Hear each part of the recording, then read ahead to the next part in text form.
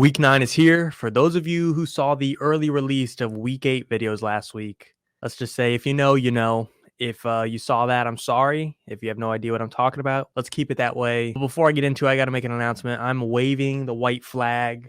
Here's a Chipotle napkin. I'm waving the white flag on Zach Moss. I've officially lost the uphill battle. He might just be good after all. He is the RB4 on the season. As much as I want to fade him, as much as I believe in JT, Colts want to split up this backfield, and Zach Moss is getting the work. We'll talk about him more later. Let's get into Week 9's rankings to save your teams.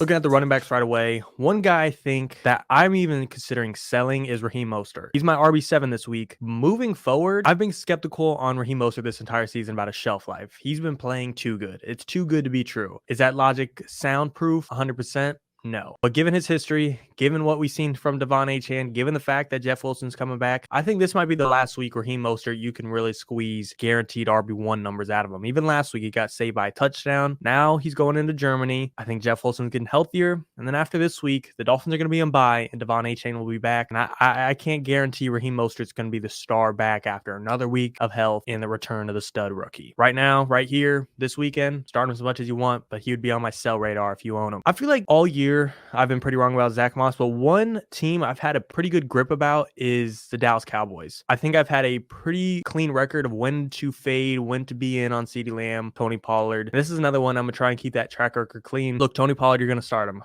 I can't convince you not to. I can't convince myself not to, but he's officially not a top 10 running back anymore if he ever was this season. He hasn't scored since week 1. He's now gone 4 straight games without 60 rushing yards. The juice, the speed, it's not what it was last year. He didn't step into this RB1 role and grab the reins and do everything he could with it. Maybe he is, and he's just everything's not that much for Tony Pollard, but it hasn't been great, and now he has to go face the Eagles this week, who have the #1 run defense. They give up the fewest fantasy points to running back. He's another guy you might want to be shopping on the market and sell with Raheem Mostert. Jumping into the mid-tier running backs, I've been a little pessimistic so far this video. Let's praise Brian Robinson. Every single week, it's like something bad happens. Antonio Gibson had this amount of snaps. Chris Rodriguez had this amount of rushing attempts. He's got to face this team. Yada. Through all the adversity, through all the nicks and cuts and bruises coming at B-Rob, he's RB11 on the season. He is averaging the same amount of points per game as Bijan Robinson.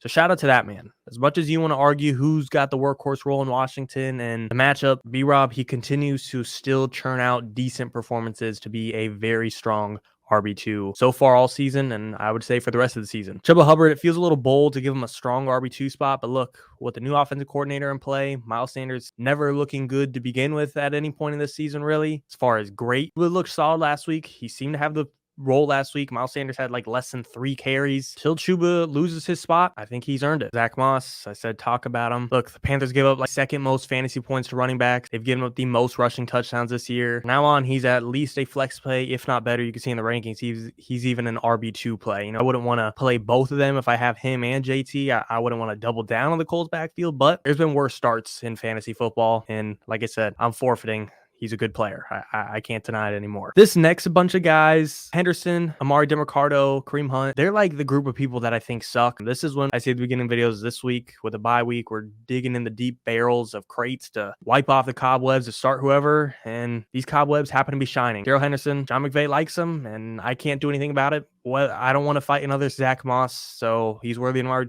RB2 spot. DeMarcado's coming off a 20-carry game. And while I think Kareem Hunt's benefiting a little from being touchdown reliant, that going his way, and Jerome Ford dealing with an injury, again, if a guy's producing, no matter what I think about him, I can't deny the fantasy points he's putting up. So all these guys, even though I hate them, worthy of a spot. But the next group is the opposite. Aaron Jones, Alexander Madison, Roschon Johnson, Dameon Pierce. I like all these guys, yet they're not doing what I want them to. Aaron Jones has not been healthy at all this year. He hasn't played a single game in over 50% of the snaps. He's still wishy-washy at practice. He's not practicing in full consistently. Alexander Madison, drill there. The run game hasn't been in Minnesota. Cousins is now out. Cam Akers is flirting in the backfield. It's ugly. Roschon Johnson, I did throw above Deontay Foreman straight up because I think he's the better running back. While Khalil Herbert's still on IR, Roschon's going to continue to eat away at this backfield and prove that he could be the RB1 in Herbert's absence. You saw against the Chargers last week, Foreman didn't do shit when the Bears didn't have a 20-point lead over the awful Raiders. I think that'll continue, especially with Roschon already having a defined role in the receiving game. I think he can establish himself in the ground game. Dameon Pierce, there's a chance he doesn't play. He hasn't been practicing. He hasn't been great. If he does play, I still think he would be the goal line back. And given that, he's still worth a flex option if you're desperate. And now that I'm thinking about it, you might want to just throw A.J. Dillon over Dameon Pierce the more I look at this. But if Pierce is out and Singletary is in, that pretty much leaves him to get all the workload. Like, yes, Mike Boone could get a little bit of the receiving work, but the split carries Dameon Pierce and Singletary have been seeing lately of on that like 70-30, 60-40 split, that could go to like 90-10 Singletary Boone, and that'd be good news. That'd be a very good handcuff, I think, temporarily. Something tells me Pierce pulls through. I'm no doctor. We'll see the verdict. A.J. Dillon, like I said, I wouldn't mind throwing him in there, especially with Aaron Jones' health being so wishy-washy. If he continues to not practice in full, Jones been getting the job done in Green Bay. They haven't been winning a lot, but he's been all right. Going on to the wide receivers, but before I get there, if there's any of the running backs you wanted me to talk about and I didn't, or you want to see all my running backs, 1 through 60, 1 through 100, if you want to know where Ezekiel Elliott, Leonard Fournette is in your this week's rankings, you can find all the rankings on BDGE.co. Every question that you have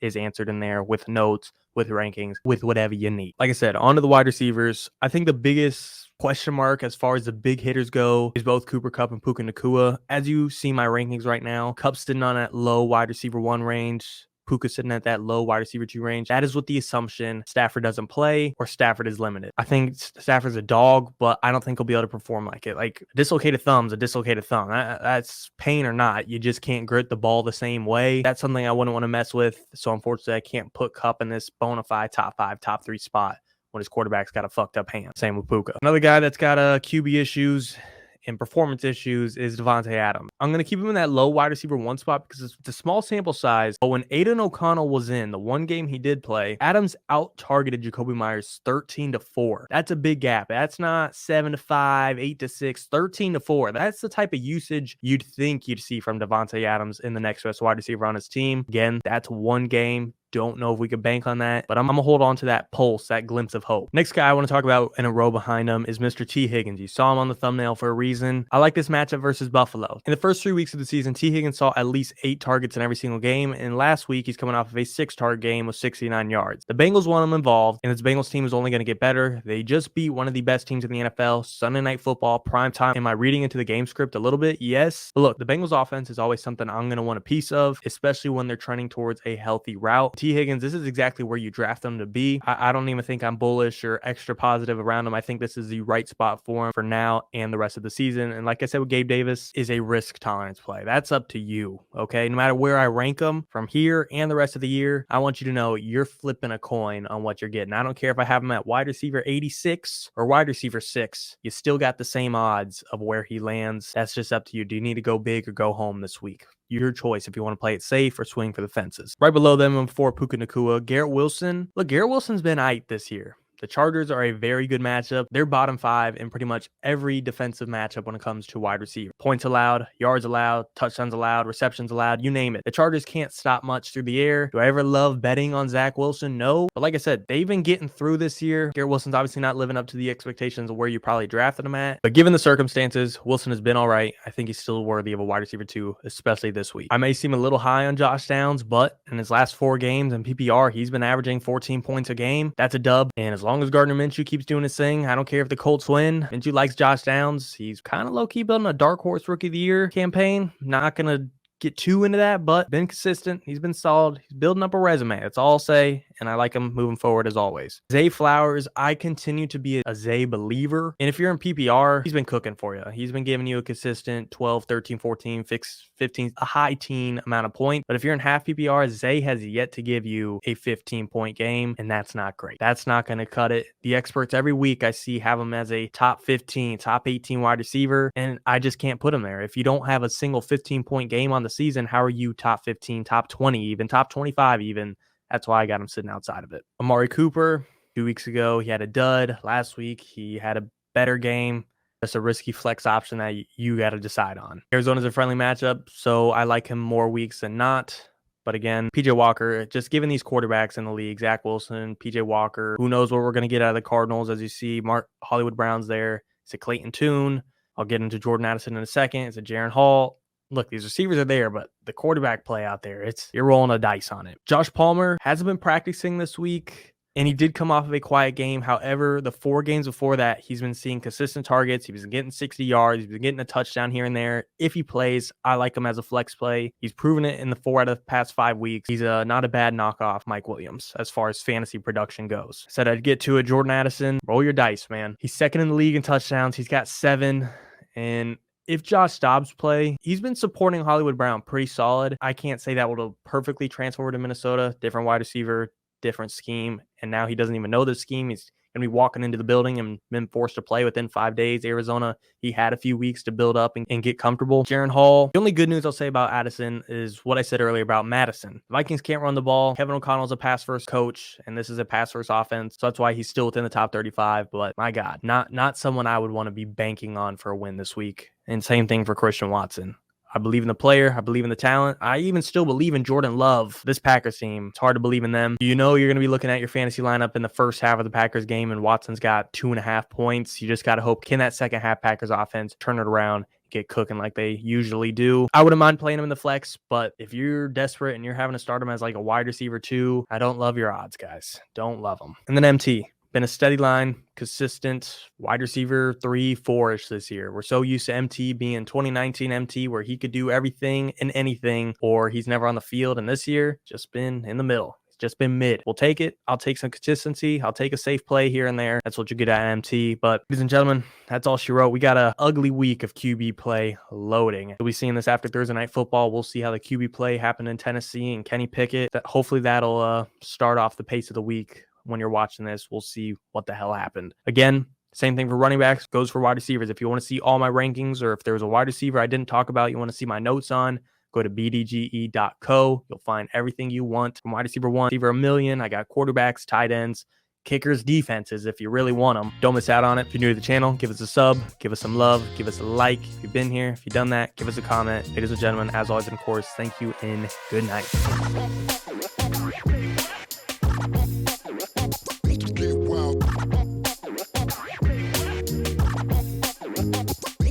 Wow.